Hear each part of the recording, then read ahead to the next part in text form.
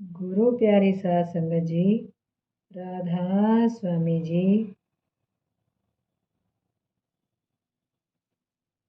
5 वर्ष बाद जब ये देखा गया कि परमार्थी संपत्ति में और वृद्धि हो चुकी है, तो हजूर जी ने 26 अप्रैल 1942 को एक पूरक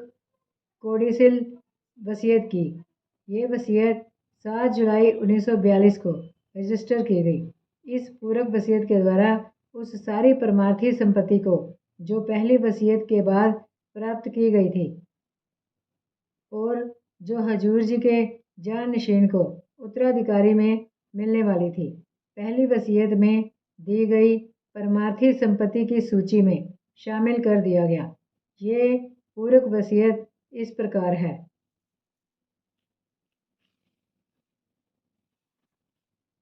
मैं सामन सिंह, आत्म सरदार काबल सिंह, जाति जाट, शिष्य हजूर महाराज बाबा जयमल सिंह जी, राधा स्वामी, डेरा बाबा जयमल सिंह, तहसील व जिला अमृतसर का निवासी हूँ और पूर्णतः स्वस्थ शरीर और पूरे होश हवास में यह लिखता हूँ कि मैंने एक वसीयतनामा तारीख 30 नवंबर 1937 में लिखकर रजिस्टर करवाया हुआ है, क्योंकि मैंने उपरोक्त वसीयतनामा लिखने के बाद खरीद वगैरह के द्वारा धार्मिक संपत्ति प्राप्त की है और नई खरीदी हुई भूमि पर पहले की तरह ब्याज के सत्संगियों की सुविधा के लिए मकान बनाए हैं। इसलिए इस संपत्ति के संबंध में एक पूरक वसीयत करना उचित समझता हूँ, जो निम्नलिखित है। डलहौजी में स्थित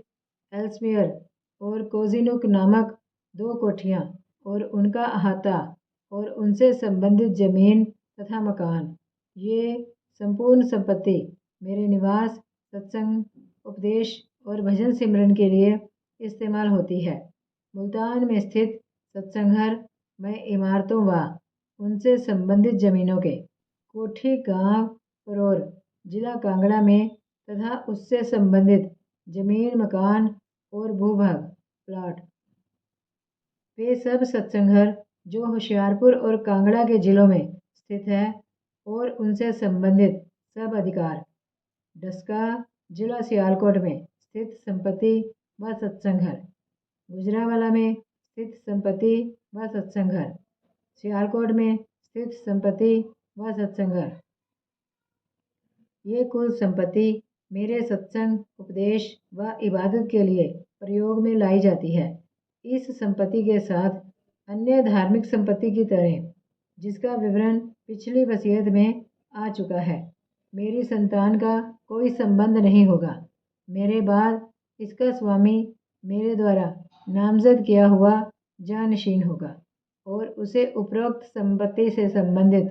वे समस्त अधिकार प्राप्त होंगे जो मुझे मेरे जीवन काल में प्राप्त हैं। शब्द स्नेही सचखंड अनामी के वासी संतों की ये रीति अनादिकाल से चली आई है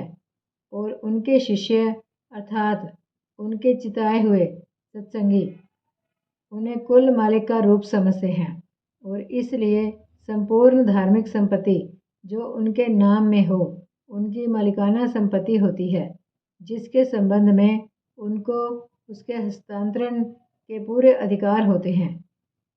तथा किसी को भी उनके पूर्ण तथा व्यापक अधिकारों में हस्तक्षेप करने का अधिकार नहीं होता। किंतु ऐसे संत स्वामी होते हुए भी इस संपत्ति अथवा इससे प्राप्त आय का अपने निजी या व्यक्तिगत कार्य के लिए उपयोग नहीं करते, बल्कि अपने सत्संगियों के आध्यात्मिक उद्धार व लाभ के लिए इस संपत्ति व इससे प्राप्त आय का प्रयोग करते हैं। मेरे सदगुरु बाबा जयमल सिंह जी महाराज, जिनकी यादगार डेरा बाबा जयमल सिंह है, उन्हीं पूर्ण संतों में से है और उनका सिलसिला अब तक चल रहा है और आगे भी ये सिलसिला चलेगा। चुनाचे मेरा भी ये तरीका चला आया है कि मैं अपना और अपनी संतान का गुजारा निजी आय, पेंशन और अपनी कृषि भूमि तथा दूसरी व्यक्तिगत संपत्ति की आय से करता आया हूँ। इस संपत्ति का विवरण पिछली वसीयत में दिया जा चुका है।